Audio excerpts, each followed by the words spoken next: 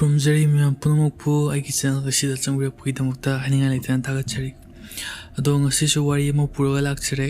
ꯉꯁꯤꯒꯤ ꯋꯥꯔꯤꯁꯤꯗꯤ ꯀꯩꯅꯣꯒꯤꯅꯤꯀꯣ, ꯑꯉꯥꯡ ꯃꯆꯥ ꯃꯌꯥꯝ ꯑꯃ ꯃꯥꯡꯈꯤꯕꯀꯣ, ꯑꯗꯨꯒ ꯃꯣꯏꯁꯦ ꯀꯃꯥꯏꯅ ꯇꯧꯔꯒ ꯐꯪꯈꯤ ꯍꯥꯏꯕꯗꯣ ꯑꯗꯨꯒꯤ ꯃꯇꯥꯡꯗ ꯑꯣꯏꯗꯣꯏꯅꯤꯀꯣ꯫ ꯗꯤꯁꯦꯝꯕꯔꯒꯤ ꯀꯩꯅꯣꯁꯦ 2006ꯀꯤ ꯗꯤꯁꯦꯝꯕꯔꯁꯦ ꯑꯁꯤꯗ ꯉꯁꯥꯏꯒꯤ ꯚꯤꯂꯦꯖ ꯑꯃ ꯂꯩꯔꯝꯃꯤꯀꯣ, ꯃꯥꯒꯤ ꯃꯃꯤꯡꯁꯦ ꯅꯤꯊꯥꯔꯤ ꯀꯧꯏꯀꯣ꯫ ꯅꯤꯊꯥꯔꯤ ꯚꯤꯂꯦꯖꯇꯒꯤ ꯉꯁꯥꯏꯒꯤ ꯅꯨꯄꯥ ꯑꯅꯤ ꯑꯃꯅꯀꯣ ꯀꯩꯅꯣ ꯇꯧꯗꯣꯏꯅꯦꯕ, ꯆꯍꯤ ꯑꯅꯤꯗꯒꯤꯀꯣ ꯁꯨꯝ ꯑꯉꯥꯡ ꯃꯌꯥꯝꯁꯦ ꯁꯨꯝ ꯃꯥꯡꯉꯛꯄ ꯍꯥꯏꯇꯥꯔꯦꯀꯣ꯫ ꯑꯉꯥꯡ ꯃꯌꯥꯝ ꯃꯥꯡꯉꯛꯄꯁꯦ ꯑꯁꯤꯒꯤ ꯃꯣꯏꯒꯤ ꯀꯩꯅꯣꯁꯦ, ꯃꯣꯏꯒꯤ ꯔꯤꯃꯦꯟꯁ ꯍꯥꯏꯇꯥꯔꯦ, ꯃꯣꯏꯒꯤ ꯑꯉꯥꯡꯈꯩꯁꯦ ꯀꯩꯒꯨꯝꯕ ꯁꯤꯔꯒ ꯃꯣꯏꯒꯤ ꯂꯩꯍꯧꯕ ꯀꯩ ꯐꯖꯅ ꯐꯨꯝꯗꯕꯒꯤ ꯃꯣꯏꯒꯤ ꯀꯩꯅꯣꯒꯨꯝꯕ ꯕꯣꯗꯤꯒꯤ ꯄꯥꯔꯠꯀꯨꯝꯕꯁꯦ ꯑꯁꯤꯁꯦ ꯃꯣꯏꯅ ꯍꯥꯏꯕꯗ ꯉꯁꯥꯏꯒꯤ ꯃꯨꯅꯤꯁꯤꯄꯥꯜꯒꯤ ꯋꯥꯇꯔ ꯇꯦꯡ ꯑꯃ ꯂꯩꯀꯣ, ꯁꯤꯒꯤ ꯋꯥꯇꯔ ꯇꯦꯡꯁꯦ ꯀꯥꯏꯗ ꯂꯩꯕ, D5 ꯁꯦꯛꯇꯔ 31 ꯅꯣꯏꯗꯥꯗꯀꯣ, ꯁꯤꯒꯤ ꯋꯥꯇꯔ ꯇꯦꯡꯁꯦ ꯁꯤꯒꯤ ꯃꯅꯥꯛꯇ ꯂꯩꯌꯦꯅ ꯃꯣꯏꯅ ꯀ꯭ꯂꯦꯝ ꯇꯧꯋꯦꯕꯀꯣ꯫ ꯑꯗꯨꯒ ꯃꯣꯏꯅ ꯆꯤꯡꯅꯔꯤꯁꯦ ꯀꯅꯥꯅꯣ ꯍꯥꯏꯕ ꯃꯇꯝꯗ ꯁꯤꯒꯤ ꯃꯤꯌꯥꯠꯁꯤꯡꯁꯤꯒꯤ ꯃꯔꯨꯝꯗ ꯂꯩꯔꯝꯕ ꯌꯥꯏ ꯍꯥꯏꯗꯅ ꯆꯤꯡꯅꯔꯤꯕ ꯃꯤꯁꯦ ꯑꯁꯤꯁꯦ ꯁꯨꯔꯤꯟꯗꯔ ꯈꯣꯂꯤ ꯍꯥꯏꯕ ꯅꯨꯄꯥꯁꯤꯅꯦꯕ꯫ ꯁꯤꯒꯤꯁꯦ ꯉꯁꯥꯏ D5 ꯁꯦꯛꯇꯔꯁꯤꯗ ꯗꯣꯃꯦꯁꯇꯤꯛ ꯋꯥꯔꯀꯔ ꯑꯃ ꯑꯣꯏꯅꯀꯣ ꯍꯦꯜꯞ ꯇꯧꯔꯒ ꯂꯩꯕꯅꯦꯕꯀꯣ꯫ ꯑꯗꯨ ꯃꯣꯏꯅ ꯁꯤꯒꯤ ꯍꯥꯏꯕ ꯀ꯭ꯂꯦꯝ ꯇꯧꯔꯤꯕ ꯃꯌꯥꯝꯁꯦ ꯑꯗꯨꯝ ꯃꯣꯏꯒꯤ ꯂꯣꯀꯦꯜꯒꯤ ꯂꯩꯔꯤꯕ ꯃꯤꯁꯤꯡꯁꯦ, ꯍꯥꯏꯗꯤ ꯂꯣꯀꯦꯜꯒꯤ ꯗꯤꯄꯥꯔꯠꯃꯦꯟ ꯃꯣꯏꯒꯤ ꯍꯥꯏꯗꯤ ꯃꯊꯧꯗꯥꯡ ꯂꯧꯒꯗꯕ ꯀꯩꯅꯣꯈꯩꯁꯦ ꯀꯩ ꯍꯥꯏꯅꯤ, ꯃꯣꯏꯒꯤ ꯑꯦꯁꯣꯁꯤꯌꯦꯁꯟꯈꯩꯁꯤꯅ ꯑꯗꯨꯝ ꯀꯩꯅꯣ ꯇꯧꯔꯒ ꯍꯥꯏꯗꯤ ꯏꯒꯅꯣꯔ ꯇꯧꯔꯒ ꯑꯗꯨꯝ ꯂꯥꯛꯄ ꯄꯣꯠ ꯑꯣꯏꯌꯦꯕꯀꯣ ꯁꯤ ꯄꯣꯠꯁꯦ꯫ ꯑꯗꯨꯅ ꯃꯣꯏꯅ ꯍꯦꯜꯞꯁꯦ ꯀꯅꯥꯗꯒꯤ ꯂꯧꯏ ꯍꯥꯏꯕ ꯃꯇꯝꯗ ꯔꯦꯁꯤꯗꯦꯟ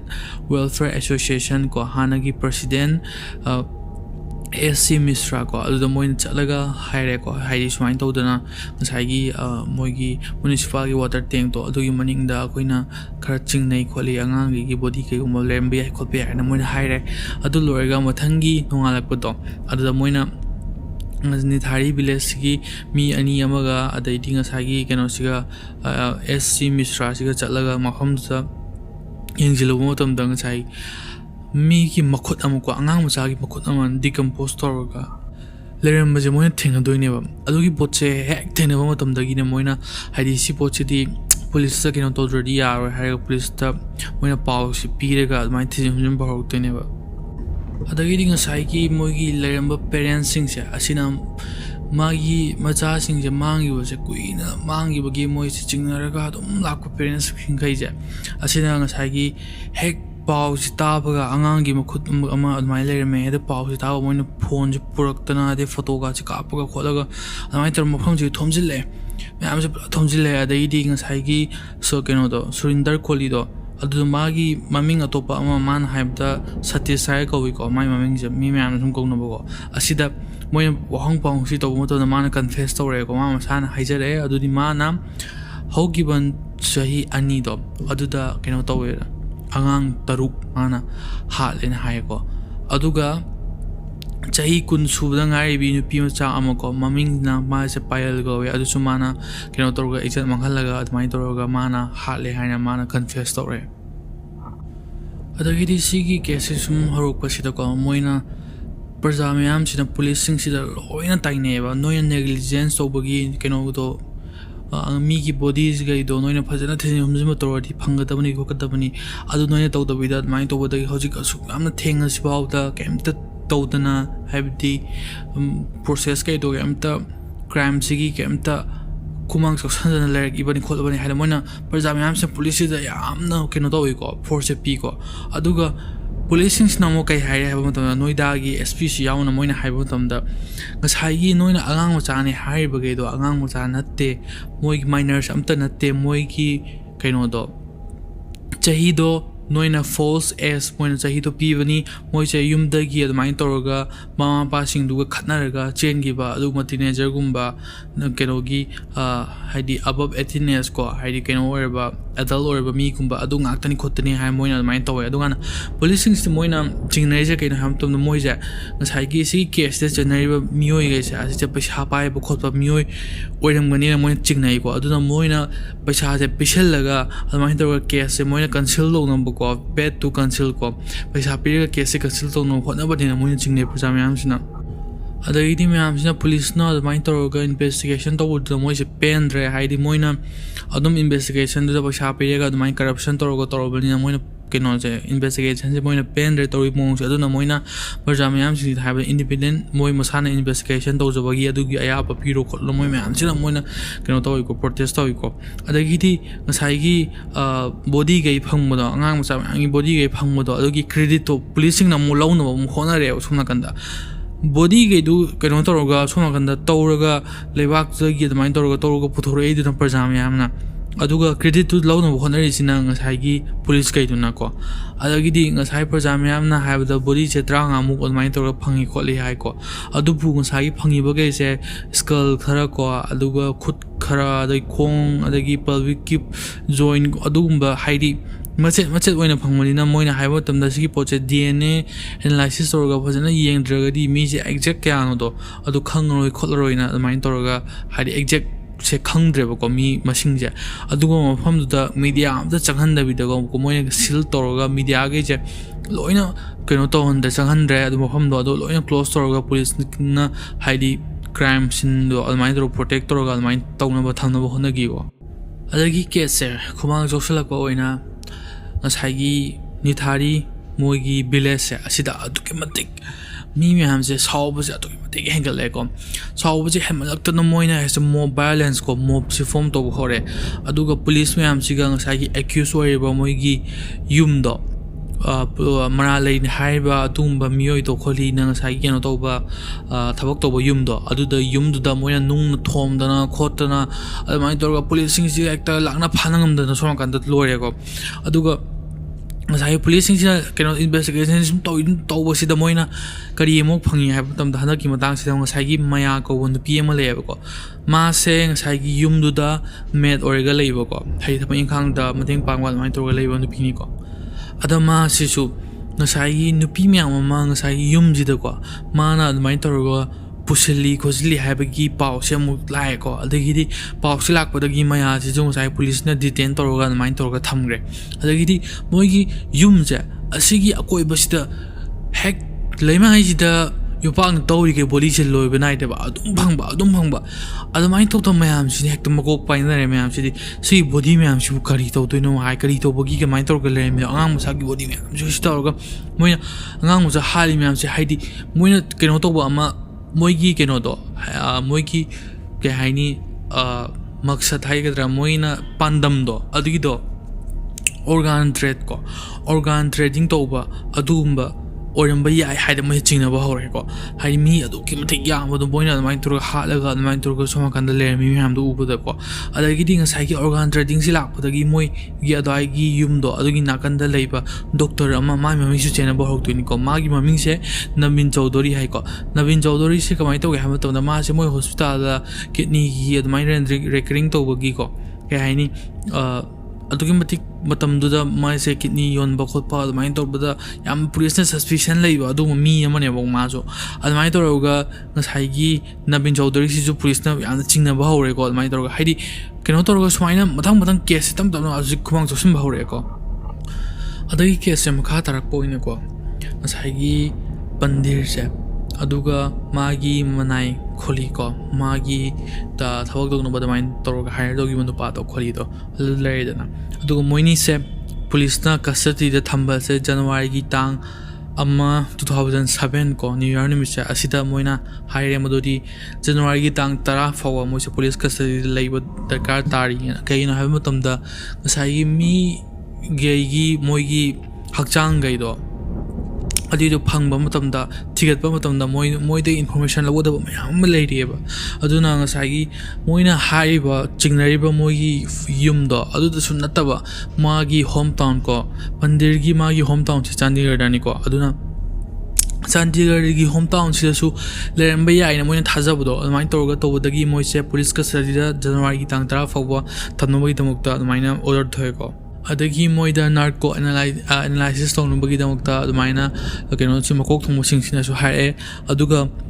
ꯄꯟꯗꯤꯔꯒꯤ ꯃꯥꯒꯤ ꯆꯥꯟꯗꯤꯒꯔꯗ ꯂꯩꯕ ꯃꯥꯒꯤ ꯃꯌꯨꯝꯁꯦ ꯑꯁꯤꯗꯁꯨ ꯃꯣꯏꯅ ꯁꯗꯟꯂꯤ ꯀꯩꯅꯣ ꯇꯧꯕꯗꯣ ꯆꯦꯛ ꯇꯧꯕꯗꯣ ꯑꯗꯨꯃꯥꯏꯅ ꯇꯧꯔꯒ ꯌꯨꯝꯗꯁꯨ ꯂꯥꯛꯑꯒ ꯑꯗꯨꯃꯥꯏꯅ ꯊꯤꯖꯤꯟ ꯍꯨꯝꯖꯤꯟꯕ ꯇꯧꯋꯦꯀꯣ ꯑꯗꯨꯒ ꯃꯣꯏꯅ ꯃꯥꯒꯤ ꯋꯥꯏꯐ ꯀꯣ ꯄꯟꯗꯤꯔꯒꯤ ꯋꯥꯏꯐ ꯑꯃꯗꯤ ꯃꯥꯒꯤ ꯀꯩꯅꯣ ꯃꯆꯥ ꯅꯨꯄꯥꯗꯣ ꯑꯗꯨꯗ ꯃꯣꯏꯅ ꯏꯟꯇꯔꯣꯒꯦꯁꯟ ꯃꯌꯥꯝ ꯇꯧꯋꯦ ꯍꯥꯏꯗꯤ ꯀꯃꯥꯏꯅ ꯇꯧꯕ ꯉꯁꯥꯏꯒꯤ ꯅꯣꯏꯒꯤ ꯕꯕꯥꯗꯣ ꯀꯩꯅꯣ ꯇꯧꯕ ꯃꯥꯒꯤ ꯍꯦꯕꯤꯠꯁ ꯀꯃꯥꯏꯅ ꯇꯧꯏ ꯈꯣꯠꯂꯤ ꯑꯗꯨ ꯃꯥꯒꯤ ꯍꯩꯅꯕꯤꯅ ꯀꯔꯤ ꯂꯩ ꯈꯣꯠꯂꯤ ꯑꯗꯨꯃꯥꯏꯅ ꯇꯧꯔꯒ ꯃꯌꯥꯝ ꯑꯃ ꯀꯣꯏꯁꯟ ꯇꯧꯋꯦ ꯑꯗꯨꯀꯥꯟꯗ ꯃꯣꯏꯅ ꯍꯥꯏꯔꯛꯄ ꯃꯇꯝꯗ ꯉꯁꯥꯏꯒꯤ ꯃꯣꯏꯒꯤ ꯔꯤꯂꯦꯁꯟꯁꯤꯞꯁꯦ ꯌꯥꯝꯅ ꯁ꯭ꯇꯔꯦꯟ ꯑꯣꯏ ꯍꯥꯏꯀꯣ ꯍꯥꯏꯗꯤ ꯐꯖꯅ ꯑꯗꯨꯃꯥꯏꯅ ꯃꯄꯥꯒ ꯃꯆꯥꯒ ꯂꯩꯅꯕ ꯑꯗꯨꯒ ꯃꯥꯒꯤ ꯅꯨꯄꯤꯒ ꯂꯩꯅꯕ ꯑꯗꯨꯃꯥꯏꯅ ꯔꯤꯂꯦꯁꯟꯁꯤꯞꯇꯣ ꯐꯅ ꯂꯩꯇꯦ ꯈꯣꯠꯇꯦꯅ ꯍꯥꯏ ꯑꯗꯨꯕꯨ ꯂꯥꯁꯇ ꯁꯤ ꯄꯣꯠꯁꯦ ꯃꯣꯏꯅ ꯃꯆꯤꯟ ꯊꯤꯕ ꯑꯣꯏꯔꯝꯗꯣꯏꯅꯦꯀꯣ ꯑꯗꯨꯃꯥꯏꯅ ꯇꯧꯔꯒ ꯉꯁꯥꯏꯒꯤ ꯍꯥꯏꯗꯤ ꯁꯣꯝ ꯅꯥꯀꯟ ꯃꯣꯏꯒꯤ ꯋꯥꯏꯐ ꯑꯃꯗꯤ ꯃꯣꯏꯒꯤ ꯁꯟꯁꯤꯅꯁꯨ ꯃꯆꯤꯟ ꯊꯤꯔꯦꯀꯣ ꯑꯗꯨꯒ ꯄꯟꯗꯤꯔꯅꯁꯨ ꯀꯩꯅꯣꯒꯤ ꯃꯥꯒꯤ ꯕꯤꯍꯦꯕꯤꯌꯔꯁꯤꯡꯁꯦ ꯂꯣꯏꯅ ꯃꯥꯒꯤ ꯕꯤꯍꯦꯕꯤꯌꯔꯁꯦ ꯂꯣꯏꯅ ꯅꯣꯔꯃꯦꯜ ꯑꯣꯏꯕ ꯕꯤꯍꯦꯕꯤꯌꯔ ꯉꯥꯛꯇ ꯑꯣꯏꯔꯝꯗꯣꯏꯅꯦ ꯃꯥꯁꯦ ꯀꯩꯁꯨ ꯃꯀꯣꯛ ꯆꯥꯛꯇꯅ ꯁꯥꯏꯀꯣꯂꯣꯖꯤꯒꯤ ꯑꯗꯨꯃꯥꯏꯅ ꯇꯧꯗꯅ ꯂꯩꯕ ꯃꯤ ꯑꯣꯏꯔꯝꯗꯦꯕ ꯃꯥꯁꯦ ꯁꯦꯟ ꯑꯣꯏꯕ ꯑꯗꯨꯒꯨꯝꯕ ꯕꯤꯍꯦꯕꯤꯌꯔꯗ ꯂꯩꯕ ꯃꯤꯅꯦꯕ ꯃꯥꯁꯦ ꯑꯗꯒꯤꯗꯤ ꯃꯣꯏꯒꯤ ꯁꯤꯅꯤꯌꯔ ꯄꯨꯂꯤꯁ ꯏꯟꯁꯄꯦꯛꯇꯔꯅ ꯍꯥꯏꯕ ꯃꯇꯝꯗ ꯃꯣꯏꯒꯤ ꯄꯟꯗꯤꯔꯒꯤ ꯃꯥꯒꯤ ꯂꯨꯙꯤꯌꯥꯅꯥꯗ ꯂꯩꯕ ꯃꯥꯒꯤ ꯐꯥꯔꯝ ꯍꯥꯎꯁ ꯀꯣ ꯄꯟꯖꯥꯕꯇ ꯑꯣꯏꯗꯣꯏꯅꯦ ꯁꯤꯁꯦ ꯑꯗꯨꯗꯁꯨ ꯑꯗꯨꯒ ꯑꯗꯨꯒꯤ ꯑꯀꯣꯏꯕꯗ ꯂꯩꯕ ꯅꯤꯌꯔ ꯕꯥꯏ ꯀꯣ ꯄ꯭लेसेꯁ ꯃꯌꯥꯝꯗꯁꯨ ꯃꯣꯏꯒꯤ ꯊꯤꯟꯖꯤꯟ ꯍꯨꯝꯖꯤꯟꯕꯁꯦ ꯃꯈꯥ ꯇꯥꯅ ꯆꯠꯊꯒꯅꯤ ꯈꯣꯠꯊꯒꯅꯤ ꯇꯧꯔꯦ ꯑꯗꯨꯒ ꯉꯁꯥꯏꯒꯤ ꯆꯥꯟꯗꯤꯒꯔꯁꯤꯗ ꯑꯉꯥꯡ ꯃꯌꯥꯝ ꯑꯃ ꯐꯥꯈꯤꯕꯒꯤ ꯆꯥꯏꯜ ꯀꯤꯗꯅꯦꯄꯤꯡ ꯀꯦꯁ ꯃꯌꯥꯝ ꯑꯃ ꯂꯩꯌꯦꯕ ꯁꯤꯒꯤ ꯄꯣꯠꯁꯦ ꯄꯟꯗꯤꯔꯒꯤ ꯃꯥꯒꯤ ꯍꯣꯝ ꯇꯥꯎꯟꯅꯤꯗꯅ ꯆꯥꯟꯗꯤꯒꯔꯁꯦ ꯑꯗꯨꯅ ꯁꯤꯒꯤ ꯄꯣꯠꯁꯦ ꯀꯦꯁꯁꯦ ꯔꯤꯑꯣꯄꯟ ꯇꯧꯔꯒ ꯌꯦꯡꯉꯦ ꯑꯗꯨꯀꯥꯟꯗ ꯃꯣꯏꯅ ꯍꯥꯏꯗꯤ ꯀꯅꯦꯛꯁꯟꯁꯦ ꯑꯁꯤꯗꯤ ꯐꯪꯈꯤꯗꯦꯀꯣ ꯑꯗꯒꯤꯗꯤ ꯄꯟꯊꯤꯔꯣꯏ ꯈꯣꯠꯂꯤꯍꯣꯏꯁꯨ ꯃꯣꯏꯅ ꯐꯥꯔꯒ ꯑꯗꯨꯃꯥꯏꯅ ꯇꯧꯔꯒ ꯕꯣꯗꯤꯈꯩꯁꯦ ꯑꯁꯤ ꯊꯤꯖꯤꯟ ꯍꯨꯝꯖꯤꯟꯕ ꯇꯧꯕꯁꯤꯗ ꯃꯇꯦꯡ ꯄꯥꯡꯅꯕꯅꯤꯅ ꯊꯝꯕ ꯃꯇꯝꯁꯦ ꯑꯁꯤꯗ ꯃꯣꯏꯅ ꯐꯪꯉꯤꯕ ꯕꯣꯗꯤꯁꯦ ꯀꯌా ꯐꯪꯉꯛꯏ ꯍꯥꯏꯕ ꯃꯇꯝꯗ ꯕꯣꯗꯤ 18 ꯐꯪꯉꯦꯀꯣ ꯕꯣꯗꯤ 18ꯁꯤꯒꯤ ꯃꯅꯨꯡꯗ 15 ꯑꯃꯗꯤ ꯃꯣꯏꯅ ꯃꯁꯛ ꯈꯪꯕ ꯉꯝꯃꯦꯀꯣ ꯑꯥꯏꯗꯦꯟꯇꯤꯐꯥꯏ ꯇꯧꯕ ꯉꯝꯃꯦ 15ꯁꯤꯒꯤ ꯃꯅꯨꯡꯗ 10 ꯑꯃꯗꯤ ꯀꯅꯥꯅ ꯑꯥꯏꯗꯦꯟꯇꯤꯐꯥꯏ ꯇꯧꯏ ꯍꯥꯏꯕ ꯃꯇꯝꯗ ꯈꯣꯂꯤꯁꯤꯅ ꯑꯥꯏꯗꯦꯟꯇꯤꯐꯥꯏ ꯇꯧꯗꯣꯏꯅꯦꯕ ꯃꯣꯏꯅ ꯉꯁꯥꯏꯒꯤ ꯄꯦꯔꯦꯟꯁꯁꯤꯡ ꯑꯗꯒꯤ ꯄꯨꯂꯤꯁꯁꯤꯡꯁꯤꯗ ꯉꯁꯥꯏꯒꯤ ꯃꯤ ꯃꯥꯡꯉꯤꯕꯁꯤꯡꯗꯣ ꯑꯗꯨꯒꯤ ꯃꯣꯏꯒꯤ ꯐꯣꯇꯣꯗꯣ ꯄꯨꯔꯛꯑꯒ ꯗꯥꯏꯔꯦꯛ ꯀꯟꯐꯔꯝ ꯇꯧꯕꯗꯣ ꯁꯤꯒꯤ ꯑꯉꯥꯡꯁꯤꯅꯤ ꯁꯤꯅꯤ ꯑꯗꯨꯃꯥꯏꯅ ꯇꯧꯕ ꯃꯇꯝꯗ ꯑꯗꯨꯀꯥꯟꯗ ꯈꯣꯂꯤꯅ ꯎꯍꯧꯕ ꯑꯉꯥꯡꯈꯩꯗꯣ ꯑꯗꯨꯗꯤ ꯃꯥꯅꯤ ꯁꯤꯅꯤ ꯇꯧꯔꯒꯃꯥꯅ ꯑꯉꯥꯡ 10 ꯑꯃꯗꯤ ꯃꯥꯅ ꯑꯥꯏꯗꯦꯟꯇꯤꯐꯥꯏ ꯇꯧꯔꯦ ꯑꯗꯨꯒꯤ ꯃꯇꯨꯡꯗ ꯑꯉꯥꯡ 5 ꯑꯃꯅ ꯃꯣꯏꯒꯤ ꯄꯦꯔꯦꯟꯁꯁꯤꯡꯗꯣ ꯑꯗꯨꯅ ꯌꯥꯝ ꯅꯨꯡꯉꯥꯏꯇꯕ ꯃꯑꯣꯡꯗꯅꯤ ꯑꯥꯏꯗꯦꯟꯇꯤꯐꯥꯏ ꯇꯧꯗꯣꯏꯁꯦ ꯍꯥꯏꯗꯤ ꯃꯣꯏꯒꯤ ꯀꯩꯅꯣꯗꯨꯗ ꯁꯤꯟꯗꯣ ꯀ꯭ꯔꯥꯏꯝ ꯁꯤꯟꯗꯣ ꯑꯗꯨꯗ ꯂꯩꯔꯝꯕ ꯃꯣꯏꯒꯤ ꯐꯨꯔꯤꯠꯅꯤ ꯈꯪꯗꯦ ꯃꯣꯏꯒꯤ ꯁꯦꯟꯗꯜꯅꯤ ꯈꯪꯗꯦ ꯑꯗꯒꯤꯗꯤ ꯃꯣꯏꯅ ꯄꯥꯏꯕ ꯀꯩꯅꯣꯅꯤ ꯈꯪꯗꯦ ꯑꯗꯨꯒꯨꯝꯕ ꯃꯌꯥꯝꯗꯣ ꯍꯥꯏꯗꯤ ꯕꯤꯂꯣꯡꯉꯤꯡꯁꯇꯣ ꯑꯗꯨꯅ ꯃꯔꯝ ꯑꯣꯏꯔꯒ 5 ꯑꯃꯅ ꯑꯥꯏꯗꯦꯟꯇꯤꯐꯥꯏ ꯇꯧꯔꯦꯀꯣ ꯄꯨꯟꯅ 15 ꯑꯥꯏꯗꯦꯟꯇꯤꯐꯥꯏ ꯇꯧꯔꯦ ꯑꯗꯣ ꯑꯥꯏꯗꯦꯟꯇꯤꯐꯥꯏ ꯇꯧꯕꯁꯤꯗ ꯃꯣꯏꯅ ꯍꯥꯏꯗꯤ ꯄꯦꯇꯔꯟ ꯑꯃ ꯑꯣꯏꯕ ꯁꯤ ꯄꯦꯇꯔꯟꯁꯦ ꯀꯩꯅꯣ ꯍꯥꯏꯕ ꯃꯇꯝꯗ ꯉꯁꯥꯏꯒꯤ ꯂꯩꯔꯝꯃꯤꯕ ꯕꯣꯗꯤꯁꯤꯡꯁꯦ ꯑꯁꯤꯒꯤ ꯇꯣꯔꯁꯣꯁꯦ ꯑꯃꯠꯇ ꯌꯥꯎꯔꯝꯗꯦꯕ ꯉꯁꯥꯏꯒꯤ ꯇꯣꯔꯁꯣ ꯍꯥꯏꯗꯤ ꯍꯛꯆꯥꯡꯒꯤ ꯑꯩꯈꯣꯏꯒꯤ ꯍꯥꯔꯠ ꯑꯣꯔꯒꯥꯟꯁ ꯃꯌꯥꯝꯅ ꯌꯥꯎꯕ ꯑꯗꯨꯒꯨꯝꯕ ꯂꯤꯝꯁ ꯅꯠꯇꯕꯀꯣ ꯑꯗꯨꯒ ꯍꯦꯠ ꯅꯠꯇꯕ ꯃꯀꯣꯛꯀ ꯂꯤꯝꯁꯀ ꯁꯤꯁꯤ ꯅꯠꯇꯕ ꯃꯌꯥꯏꯒꯤ ꯑꯩꯈꯣꯏꯒꯤ ꯊꯕꯥꯛ ꯆꯈꯥꯎ ꯁꯤꯒꯤ ꯖꯒꯥꯈꯩꯁꯦ ꯑꯁꯤꯁꯤꯅ ꯌꯥꯝ ꯌꯥꯎꯔꯝꯗ꯭ꯔꯤꯁꯦ ꯑꯗ ꯃꯣꯏꯅ ꯆꯤꯡꯅꯔꯤꯁꯦ ꯁꯤꯒꯤ ꯑꯣꯔꯒꯥꯟ ꯌꯥꯎꯒꯗꯕ ꯖꯒꯥꯒꯤ ꯄꯣꯠꯁꯦ ꯌꯥꯎꯔꯝꯗ꯭ꯔꯕꯅꯤ나 ꯃꯣꯏꯅ ꯆꯤꯡꯅꯔꯤꯁꯦ ꯑꯣꯔꯒꯥꯟ ꯇ꯭ꯔꯦꯠ ꯇꯧꯕ ꯍꯥꯏꯗꯤ ꯃꯤꯑꯣꯏꯕꯒꯤ ꯑꯣꯔꯒꯥꯟꯁꯤꯡꯁꯦ ꯑꯁꯨꯃꯥꯏꯅ ꯌꯣꯜꯂꯒ ꯏꯂꯤꯒꯦꯜꯂꯤ ꯌꯣꯜꯂꯒꯀꯣ ꯑꯗꯨꯃꯥꯏꯅ ꯇꯧꯔꯒ ꯃꯣꯏꯒꯤ ꯀꯩꯅꯣꯁꯦ ꯕꯤꯖꯤꯅꯦꯁꯁꯦ ꯑꯗꯨꯃꯥꯏꯅ ꯇꯧꯕ ꯑꯣꯏꯔꯝꯕ ꯌꯥꯏ ꯍꯥꯏꯅ ꯃꯣꯏ ꯆꯤꯡꯅꯔꯦ ꯄꯨꯂꯤꯁ ꯃꯌꯥꯝꯁꯤꯡꯁꯤꯅ ꯃꯣꯏꯅ ꯍꯥꯏꯕ ꯃꯇꯝꯗ ꯑꯉꯥꯡꯁꯦ ꯌꯥꯝꯗ꯭ꯔꯕꯤꯗ 38ꯗꯤ ꯕꯤꯛꯇꯤꯝ ꯑꯣꯏꯌꯦꯅ ꯃꯣꯏꯅ ꯄꯨꯂꯤꯁꯁꯤꯡꯁꯤꯅ ꯍꯥꯏꯀꯣ ꯑꯗꯒꯤ ꯀꯦꯁꯁꯦ ꯃꯈꯥ ꯁꯨꯝ ꯆꯠꯊꯔꯛꯄꯁꯤꯗꯀꯣ ꯁꯦꯀ꯭ꯌꯨꯔꯤꯇꯤ ꯃꯌꯥꯝ ꯑꯃ ꯍꯦꯟꯒꯠꯅꯕ ꯉꯁꯥꯏꯒꯤ ꯄꯟꯗꯤꯔꯒꯤ ꯌꯨꯝꯗꯣ ꯑꯗꯨꯒꯤ ꯃꯣꯏꯒꯤ ꯑꯀꯣꯏꯕꯁꯤꯗ ꯃꯤ ꯃꯌꯥꯝ ꯑꯃꯅ ꯅꯨꯃꯤꯠ ꯅꯤꯅꯤ ꯆꯨꯞꯅꯀꯣ ꯚꯥꯏꯑꯣꯂꯦꯟꯁ ꯇꯧꯕ ꯍꯧꯔꯛꯄꯗꯒꯤ ꯁꯦꯀ꯭ꯌꯨꯔꯤꯇꯤ ꯍꯦꯟꯒꯠꯅꯕꯅ ꯄꯨꯂꯤꯁ ꯃꯌꯥꯝꯁꯤꯅ ꯑꯗꯨꯃꯥꯏꯅ ꯇꯧꯔꯒ ꯈꯟꯅꯔꯦꯀꯣ ꯑꯗꯨꯒ ꯄ꯭ꯔꯦꯁ ꯀꯟꯐꯔꯦꯟꯁ ꯑꯃꯗ chief justice of India YK ꯁꯕꯔꯋꯥꯜꯅ ꯍꯥꯏꯀꯣ ꯃꯥꯅ ꯍꯥꯏ ꯃꯗꯨꯗꯤ ꯏꯟꯚꯦꯁꯇꯤꯒꯦꯁꯟꯁꯦ ꯍꯧꯖꯤꯛ ꯄ꯭ꯔꯤꯂꯤꯃꯤꯅꯔꯤ ꯂꯦꯚꯦꯜꯗ ꯂꯩꯔꯤꯑꯕꯀꯣ ꯑꯗꯨꯒ ꯍꯧꯖꯤꯛ ꯐꯥꯎꯕꯗ ꯀꯣꯔꯠ ꯑꯃꯠꯇꯅ ꯑꯗꯨꯒ CBIꯅ ꯐꯥꯎꯕ ꯍꯧꯖꯤꯛꯀꯤ ꯀꯦꯁꯁꯤꯗ ꯀꯩꯅꯣ ꯇꯧꯗ꯭ꯔꯤ ꯏꯟꯚꯣꯜভ ꯇꯧꯗ꯭ꯔꯤ ꯈꯣꯠꯇ꯭ꯔꯤꯅ ꯉꯁꯥꯏꯒꯤ ꯄ꯭ꯔꯦꯁ ꯀꯟꯐꯔꯦꯟꯁ ꯑꯃꯗ ꯍꯥꯏꯀꯣ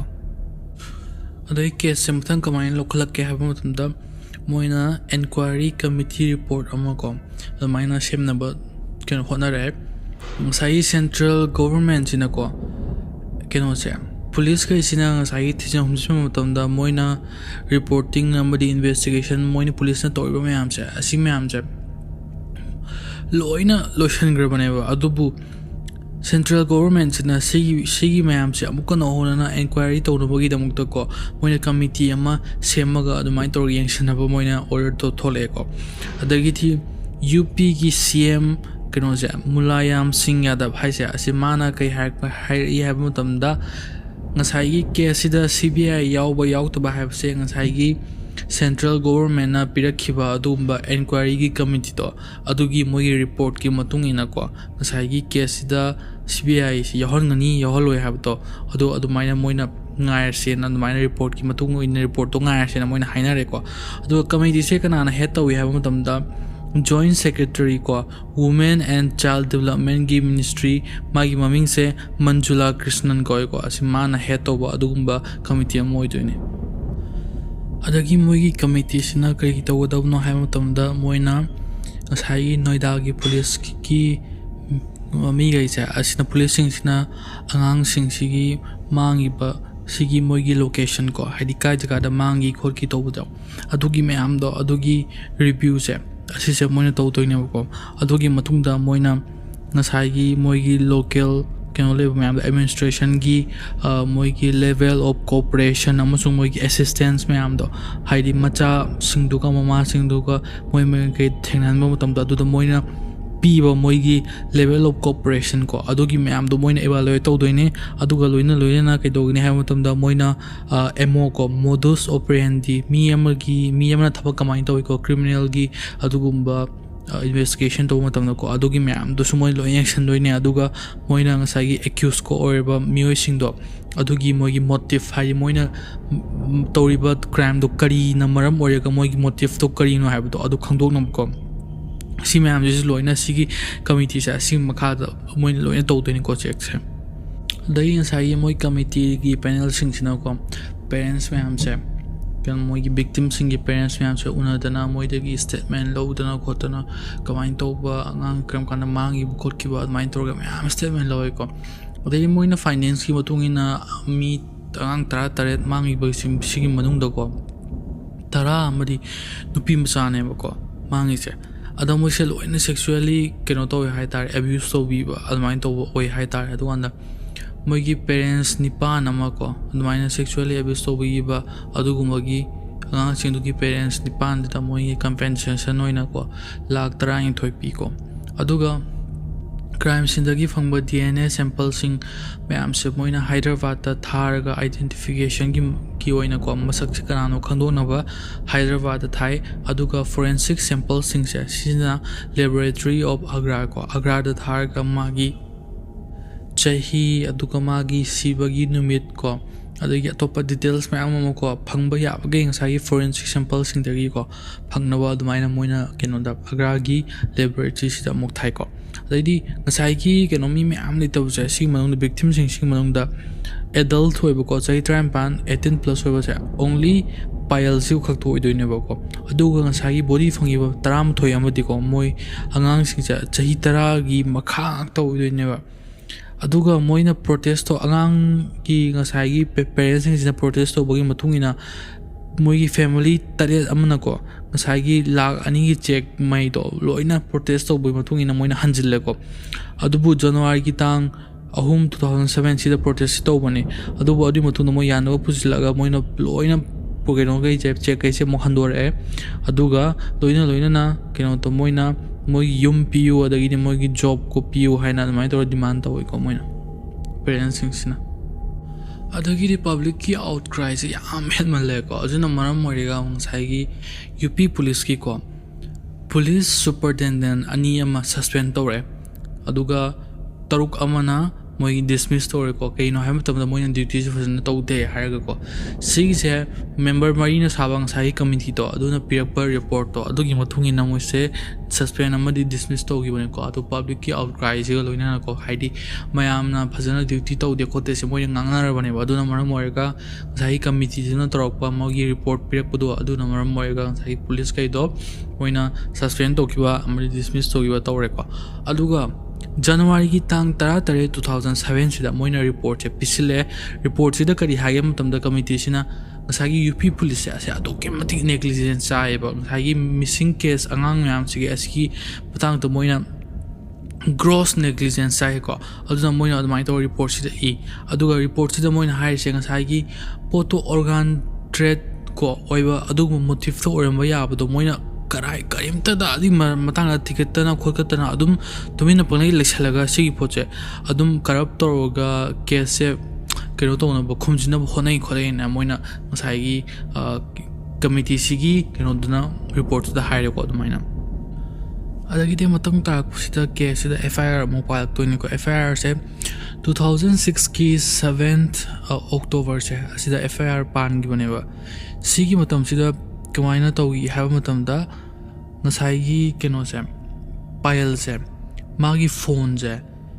sim card ti magi nataba aduga phone je my phone je sizinare haidana digital surveillance to matam na koina phangani ko adu police sing sina ngasai gi phone je sizinare sikhangba moina admain torga digital surveillance tawraga moina thiba khotpa humjin basi to matam da ngasai gi last moina mi khara ji te thengnane ko moi witness khara ko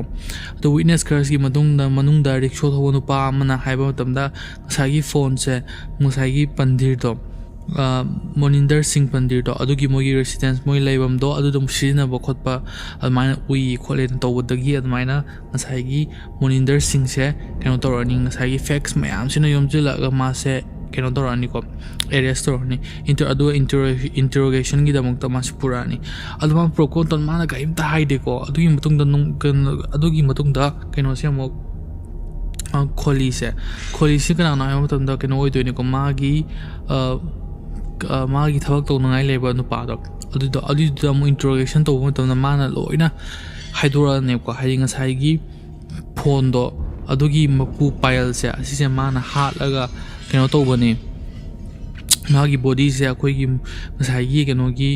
pandir gi yum do adugi maning da mana body se admaina dam to mune khotpani na moina hairani ko kholi sina adu kan da ne body do thinengai hona ba da ne ngasai gi angang musa am gi body oina phanga christian adagi ngasai gi keno gi Deepika se keno do doine ko payal to adugi magi atopo mingo doine adugi magi mapa Nand Lal se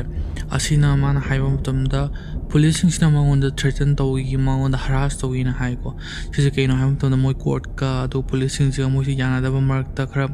sayena ba leba mal ko adugi matang da orega ma se police sina mangonda harass to gi mangonda threaten to ina hai ko adamayam sina khali ko hai crime se asigi moi ki motive se asikari urambe ai se ada motive ki mogi suspicion se kaino ha matamda organ trade to ba natraga kaino to ba se mina mioba yak chang je bu cha ba se asi oi doine ba ko asi kamai to ka ha matamda organ trade ki matang si lak matam je ko mi ki organ mem se asi se moina trade to ba si da bu mi doctor am changi dana aduna moigi manak tu hana dagi suspicious orga leiba adum police ki doctor ama police na suspicion orga leiba adum doctor am lei ko magi maming se keno to maming do samna chaudhuri have do adugi ma to adu police sing sina suspicion to orga leiba kai to have matab da ngasai gi 1998 sida ko crime ama da ma se chena bane police se haidi ngasai doctor che chena ga doctor si chena ga keno na court na ma se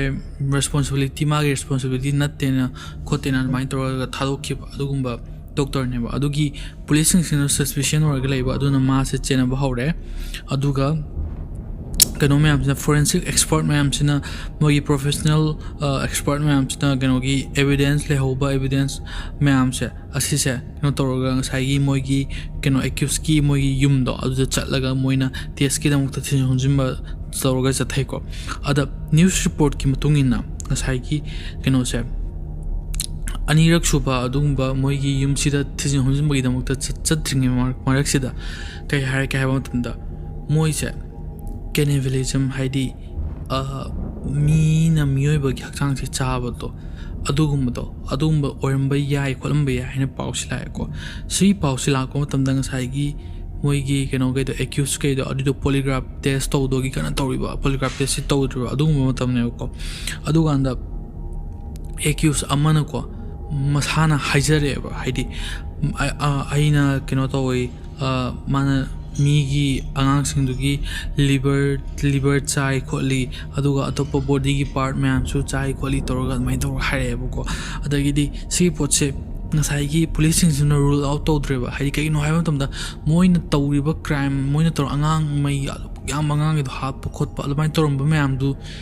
ꯀꯤ ꯕ꯭ꯔꯨꯇꯦꯂꯤꯇꯤꯗꯨ ꯑꯣꯏꯕ ꯃꯇꯝꯗ ꯁꯤꯁꯤꯁꯨ ꯑꯣꯏꯔꯝꯕ ꯌꯥꯏ ꯍꯥꯏꯅ ꯃꯣꯏꯅ ꯈꯜꯂꯒ ꯀꯣ ꯁꯤꯒꯤ ꯄꯣꯠꯁꯦ ꯍꯥꯏꯗꯤ ꯃꯣꯏꯅ ꯔꯨꯜ ꯑꯥꯎꯠ ꯇꯧꯗꯅ ꯑꯗꯨꯃꯥꯏꯅ ꯇꯧꯔꯒ ꯏꯟꯚꯦꯁꯇꯤꯒꯦꯁꯟꯗ ꯌꯥꯎꯔꯦꯕ ꯁꯤ ꯄꯣꯠꯁꯦ ꯀꯅꯤꯕꯦꯂꯤꯖꯝꯁꯦ ꯑꯗꯒꯤꯗꯤ ꯑꯇꯣꯞꯄ ꯃꯣꯏꯒꯤ ꯀꯩꯅꯣꯁꯦ ꯕ꯭ꯔꯦꯟ ꯃꯦꯞꯄꯤꯡ ꯑꯗꯨꯒ ꯅꯥꯔꯀꯣ ꯑꯦꯅꯥꯂꯥꯏꯁꯤꯁ ꯑꯃꯨꯛ ꯇꯧꯗꯣꯏꯅꯤꯀꯣ ꯗꯥꯏꯔꯦꯛꯇꯣꯔꯦꯠ ꯑꯣꯐ ꯐꯣꯔꯦꯟꯁꯤꯛ ꯁꯥꯏꯟꯁ ꯒꯥꯟꯙꯤꯅꯒꯔꯗ ꯂꯩꯕꯀꯣ ꯁꯤꯁꯤꯗ ꯃꯣꯏꯁꯦ ꯕ꯭ꯔꯦꯟ ꯃꯦꯞꯄꯤꯡ ꯑꯃꯗꯤ ꯀꯩꯅꯣ ꯇꯧꯅꯕ ꯄꯣꯂꯤꯒ꯭ꯔꯥꯐ ꯇꯧꯅꯕ 4 ꯖꯅꯋꯥꯔꯤ 2017ꯗ ꯂꯥꯛꯑꯦꯀꯣ ꯑꯗꯨꯒ ꯅꯨꯃꯤꯠ 5ꯅꯤꯒꯤ ꯃꯇꯨꯡꯗꯅ ꯃꯣꯏꯁꯦ ꯃꯐꯝꯁꯤꯗ ꯅꯥꯔꯀꯣ ꯑꯦꯅꯥꯂꯥꯏꯁꯤꯁ ꯇꯧꯗꯣꯏꯅꯦꯕꯀꯣ ꯁꯤ ꯇꯧꯕ ꯃꯇꯝꯁꯤꯗ ꯃꯣꯏꯁꯦ ꯄꯨꯂꯞ ꯐꯖꯅ ꯀꯣꯑꯣꯄꯔꯦꯇꯤꯚ ꯑꯣꯏꯔꯒ ꯑꯗꯨꯃꯥꯏꯅ ꯀꯩꯅꯣ ꯇꯧꯋꯦ ꯍꯥꯏꯀꯣ ꯉꯁꯥꯏꯒꯤ ꯕ꯭ꯔꯦꯟ ꯃꯦꯞꯄꯤꯡ ꯄꯣꯂꯤꯒ꯭ꯔꯥꯐ ꯇꯦꯁ ꯇꯧꯕ ꯃꯇꯝꯁꯤ ꯂꯣꯏꯅ ꯀꯣꯑꯣꯄꯔꯦꯇꯤꯚ ꯑꯣꯏ ꯍꯥꯏꯀꯣ ꯑꯗꯨꯒ ꯃꯣꯏꯁꯦ ꯁꯨꯃꯥꯏꯅ ꯇꯧꯔꯕ ꯃꯇꯨꯡꯗ ꯁꯦꯅꯤꯌꯔ ꯗꯤꯔꯦꯛꯇꯔ ꯑꯃꯅꯀꯣ ꯏꯟꯁꯇꯤꯇ꯭ꯌꯨꯁꯟꯁꯤꯒꯤ ꯀꯟꯀ꯭ꯂꯨꯖꯟ ꯑꯃ ꯂꯥꯛꯑꯦꯅ ꯃꯥꯅ ꯍꯥꯏꯔꯛꯑꯦꯀꯣ ꯀꯟꯀ꯭ꯂꯨꯖꯟꯁꯤꯗ ꯀꯩ ꯂꯥꯛꯀꯦ ꯍꯥꯏꯕ ꯃꯇꯝꯗ ꯁꯨꯔꯤꯟꯗꯔ ꯀꯣꯂꯤꯁꯦ ꯑꯁꯤꯅ ꯃꯥꯅ ꯀꯟꯐꯦꯁ ꯇꯧꯔꯦ ꯃꯗꯨꯗꯤ ꯉꯁꯥꯏꯒꯤ ꯀꯩꯅꯣꯁꯦ ꯑꯉꯥꯡꯈꯩꯁꯦ ꯍꯥꯠꯄꯁꯦ ꯀꯩꯅꯣ ꯇꯧꯔꯒ ꯍꯥꯏꯗꯤ ꯁ꯭ꯇ꯭ꯔꯦꯡꯒꯨꯂꯦꯁꯟ ꯈꯧꯔꯤ ꯆꯔꯝ ꯃꯦꯠꯂꯒ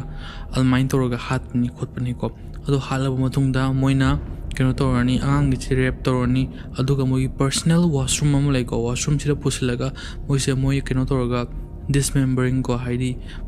ꯃꯇꯨꯞ ꯀꯛꯄꯗ ꯈꯣꯠꯄ ꯑꯗꯨꯃꯥꯏꯅ ꯇꯧꯔꯒ ꯇꯧꯔꯅꯤ ꯈꯣꯠꯂꯅꯤ ꯑꯗꯨꯃꯥꯏꯅ ꯇꯧꯔꯒ ꯀ꯭ꯔꯥꯏꯝꯁꯦ ꯇꯧꯕꯅꯤ ꯍꯥꯏꯅ ꯃꯥꯅ ꯀꯟꯐꯦꯁ ꯇꯧꯔꯦ ꯀ꯭ꯔꯥꯏꯝꯁꯦ ꯑꯗꯨꯒ ꯁꯤꯒꯤ ꯄꯣꯠꯁꯦ ꯃꯥꯅ ꯍꯥꯏꯔꯛꯄ ꯃꯇꯝꯗ ꯄꯦꯟꯊꯔꯁꯦ ꯀꯩꯅꯣꯁꯦ ꯄꯟꯗꯤꯔꯁꯦ ꯑꯁꯤꯁꯦ ꯌꯥꯝꯅ ꯋꯨꯃꯦꯅꯥꯏꯖꯔ ꯍꯥꯏꯗꯤ ꯅꯨꯄꯤꯗ ꯑꯗꯨꯃꯥꯏꯅ ꯀꯩꯅꯣ ꯇꯧꯕ ꯈꯣꯠꯄ ꯅꯨꯄꯤ ꯌꯥꯝ ꯄꯥꯝꯕ ꯑꯗꯨꯝ ꯋꯨꯃꯦꯅꯥꯏꯖꯔ ꯑꯃꯅꯤ ꯑꯗꯨꯒ ꯃꯥꯁꯦ ꯌꯥꯝ ꯗꯤꯄ꯭ꯔꯦꯁ ꯑꯣꯏꯔꯒ ꯍꯥꯏꯗꯤ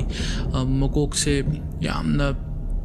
ꯀꯩꯅꯣ ꯇꯧꯔꯒ ꯗꯤꯄ꯭ꯔꯦꯁꯟ ꯅꯥꯔꯒ ꯈꯣꯠꯂꯒ ꯑꯗꯨꯃꯥꯏꯅ ꯂꯩꯕ ꯃꯤ ꯑꯃꯅꯤꯅ ꯀꯩꯅꯣꯁꯤꯅ ꯈꯣꯂꯤꯁꯤꯅ ꯍꯥꯏꯔꯛꯑꯦꯀꯣ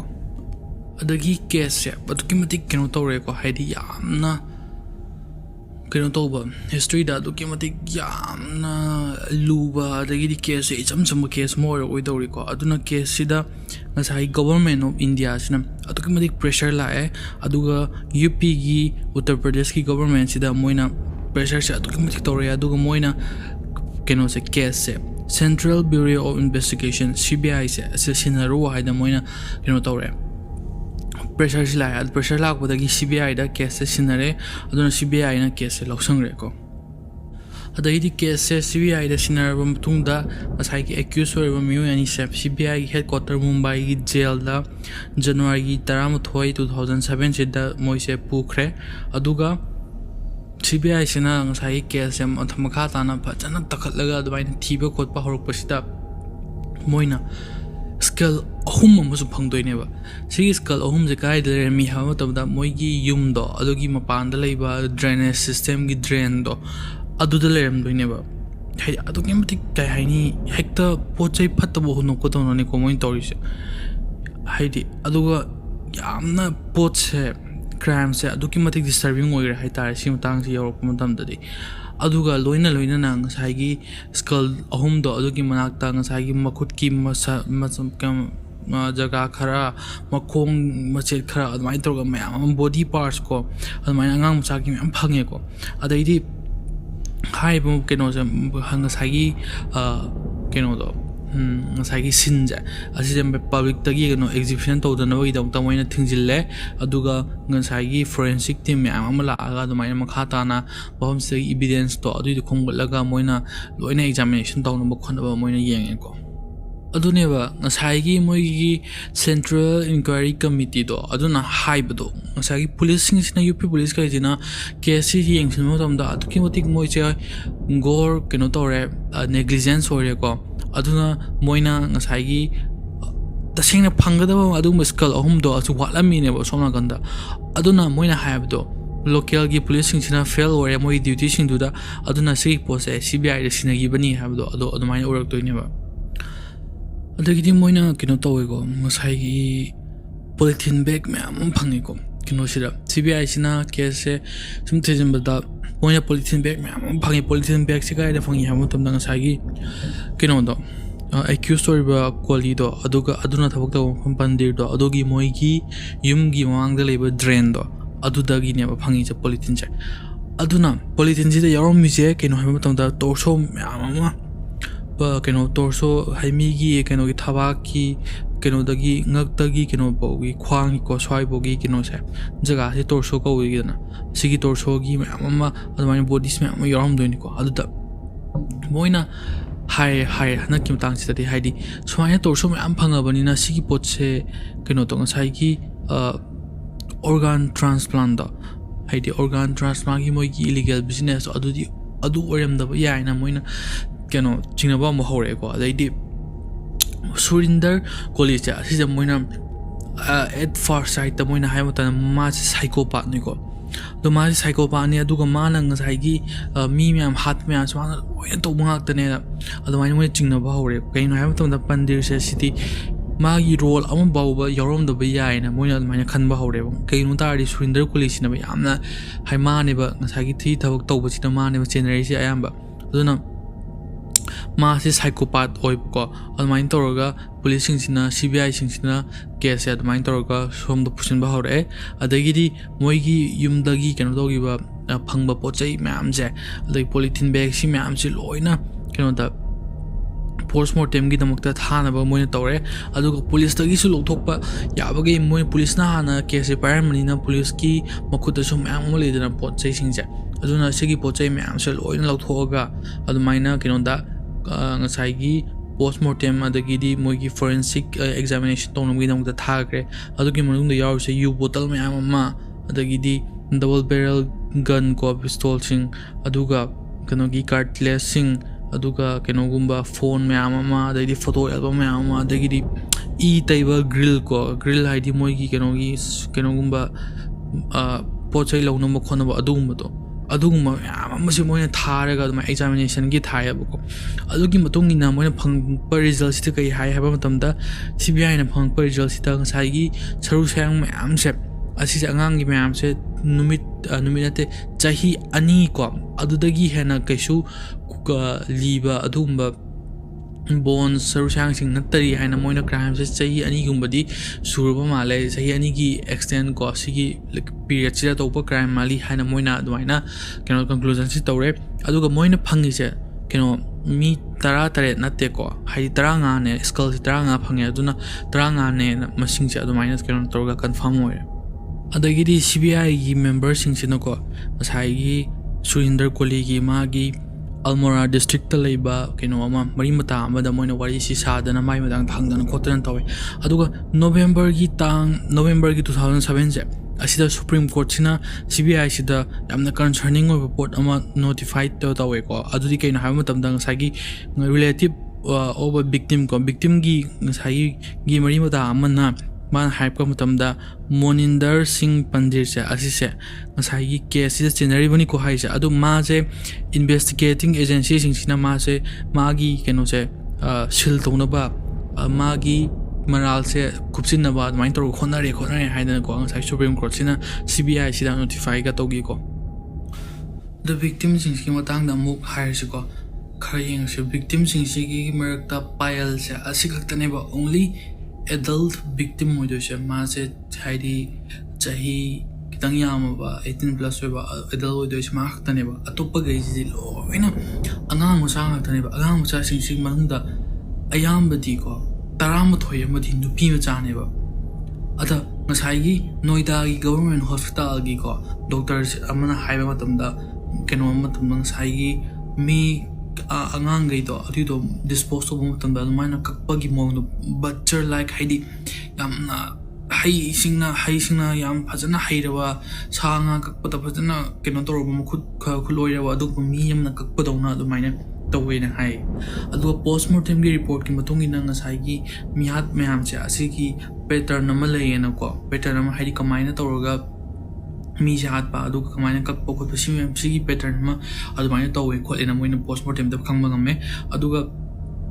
skull se 13 phangeba 13 pulak puna ko adugi madung 13 amana complete oiba adu skull phange aduga ahum amana fracture ko haidi matek adu maina phange ko aduga masai gi servant se kolisina keno to dringai mutum mamang da masai se hat laba mutung da ndo dringai mamang sida mana matup ahum thona ka mi se hun toeba ahan bada mana strangulation to anim culture melani halani aduga mokok se kathlani ko aduga मासे ngसाigi mogi magi master gi yum do adu ki maning drainage system da ma jilang thokrani aduga bagin bisera haidi ngsaigi pukki keno da manung lebu thipung thre me am da ba lo ya thoga sida polythene am da hapsilani ko aduga ko na lang thogani ba duna haidi as if khangda na bani habigi type to ko mai torga crime se mana to orim doine ba adagi Surinder Koliga kenoga gi pandirga gi magi trial se asisimo horok toni ko trial se an ba initial convictions ko an ba moi se mara le haina haim do adugi mtang da mo yeng si ko CBI na case toroga mai toroga moi se convicted or in a multiple cases da mo si torom doini ko han da Surinder Koli se ma se keno torani guilty way hire ni kaida ma se murder gi ko mi hat pagi rape to bagi aduga kidnapping to bagi aduga evidence ma destruction of evidence oi bagi ka tawum khonaram bagi ma se guilty way na main torani aduga magi sentence hagi magi maral gi weba charak se kai pi haba matamda death penalty ko multiple times ko ma se separate case ko case kaya amanda case train to trom do sure bani mangum pale ba case si case da ma se death penalty phangaga admai to sentence ore ko adagi di somna kanda Moninder Singh Pandir ko asida mangonda na kai to ga haba matamda magi role sina kidang keno toy ko haidi kidang less oi ko keno sida crime sida adugu ma se sometimes ma se acquitted haidi mara leite na haiba adugo sometimes convicted oi ko mara le na hai ko adugo sentencing se pio matamda ma se death penalty case khara death penalty phangi aduga khara dana ma se chahi tare imprisonment oi ko al main toroga ma se ka phangi ko adu moi mak se hauji death penalty phangaga adu main leiri bani ko amada adubu yamna ngakpoina ko high court measures turning point ma lago janga sai ki Allahabad high court sina completely case change to gidoine ba Kholiga Pandir ga se ani mak se acquitted oina high to ne ba court na high je ke ham to evidence ya adu ki mati weak oi adu investigation to mo da flow ma yawi adu go mo gi guilt se phajana proven to de khote beyond reasonable doubt ko adu mai oi re khole na moi se convicted or ambadagi acquitted or in high to ne sina haibadi kaino haiba tamda mogi death sentence me am do loina hoji cancel to gure aduga moise legally keno to daba guilty oidaba adugumba mi oiraga leire haina mo almai hare ko adagi di sona kanda Supreme Court sina so final outcome 2025 sita mung to ko Supreme Court of India sina case last oina review to we aduga moina haipa tamda Surinder Koli se asise acquitted or magi aroiba case to the masse keno to hana keno convicted or masse acquitted or aduga masse court na release to na masse order to reko aduga Moninder Singh Pandir di suma kanda adum already acquitted or ga le bani adum mangon conviction amanta pandre aduga adu minor conviction amanta to reko moni se kolisia ana death penalty phanga multiple times death penalty phanga le bani Pandir se suma kanda death penalty multiple times phanga ga le ba adum mi ne ba adu animak hoji acquitted or ga case khring mak sida mo sentence amata phanga na admaina both legally free orega admaina hojik leire ko admaina to na case se sumaina haidi moi sentencing se sumaina ore adune ba case se Nithari Killings ko Nithari gi village ta thoke angang mama aduga nasai gi keno se payal ko mas legi dabado adugi do aduki matik nuaite aduga moi gi Killings gi accused or mioi ani du so hojik freely walk orega haidi freely moise adumara leite harga moise adumaina leire adoi taragadi kanana no aduki matik yamgraba mioi taraga mapan ko adugi skull fangi wadu adugi am sawgraba crime du